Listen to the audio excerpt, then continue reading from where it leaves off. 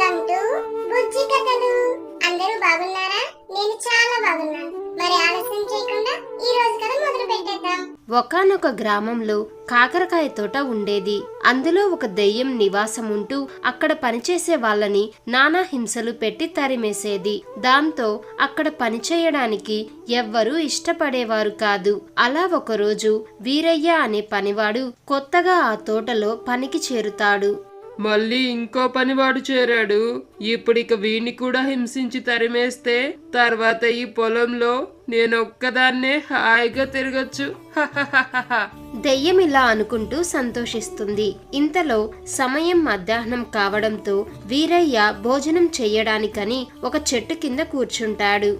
ఈ రోజు నా భార్య నాకు ఇష్టమైన గుత్తి కాకరకాయ వేపుడు చేసింది. ఓ పట్టు పట్టాల్సిందే అని ఎంతో ఉత్సాహంగా ఒక గుత్తి కాకరకాయని కొంచెం కొరికి, అబ్బబ్బబ్బా, ఈ గుత్తి కాకరకాయ రుచి ముందు ఏ చికెన్లు మటన్లు కూడా సరితూగవు అని పెద్దగా అంటూ తింటూ ఉంటాడు. ఈ మాటలకి దెయ్యం నోట్లో నీళ్లూరుతాయి. వీడు తినడం చూస్తుంటే నిజంగానే అవి చాలా రుచిగా ఉన్నట్టున్నాయి. ఎలాగైనా వాటిని ఒకసారి రుచి చూడాలి. దెయ్యం ఇలా అనుకుంటూ ఉండగా ఇంతలో ఆవులు తోటవైపుగా రావడం చూసి వీరయ్య భోజనం మధ్యలోనే వదిలేసి అటువైపుగా వెళ్తాడు.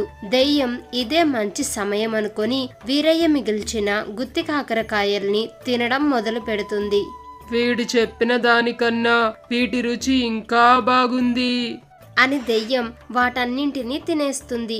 అదే సమయంలో వీరయ్య అక్కడికి వచ్చి అంతా చూస్తాడు. ఓ నరుడా, నీ వల్ల ఈరోజు నేను అద్భుతమైన పదార్థం రుచి చూశాను. ఇక నుండి నువ్వు నా కోసం రోజు ఈ పదార్థం తీసుకురావాలి, లేదంటే దాని బదులు నిన్ను చంపుకు తింటాను అని దెయ్యం వీరయ్యని బెదిరిస్తుంది. దాంతో వీరయ్య చేసేదేం లేక ఆ దెయ్యం చెప్పిన దానికంతా సరేనంటాడు. అప్పట్నుండి ప్రతిరోజు వీరయ్య భార్య చేత గుత్తి కాకరకాయ వేపుడు చేయించి దెయ్యానికి తెచ్చిపెట్టేవాడు.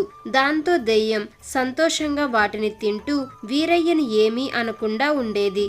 ఇలా ఉండగా ఒకరోజు వీరయ్య భార్య సునీతకి అతని తీరుపై అనుమానం వస్తుంది. ఏమైందండి?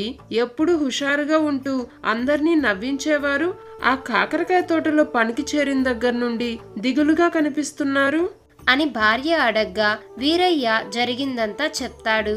అందుకేనా ఈ మధ్య ప్రతిరోజు నా చేత గుత్తి కాకరకాయ వేపుడు చేయించి మరీ తీసుకెళ్తున్నారు?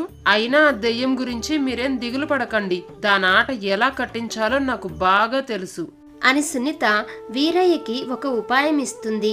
దాంతో వీరయ్య ఆ రాత్రి సంతోషంగా నిద్రపోతాడు. మర్నాడు ఉదయం సునీత చాలా ఎక్కువ మొత్తంలో గుత్తి కాకరకాయ వేపుడు చేస్తుంది. వీరయ్య దాన్ని తీసుకొని తోటకు బయలుదేరుతాడు. ఇంత ఎక్కువ పదార్థం తీసుకొచ్చావా?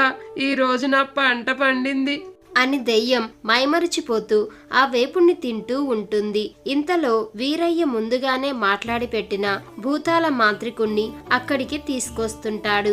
అతడి రాకను గమనించిన దెయ్యం అప్పటికే చాలా ఎక్కువ వేపుడు తిని ఉండటం వల్ల ఎక్కువ దూరం వెళ్ళలేక వెంటనే ఒక పెద్ద కాకరకాయగా మారి పక్కనే ఉన్న కాకర తీగకు అతుక్కుంటుంది.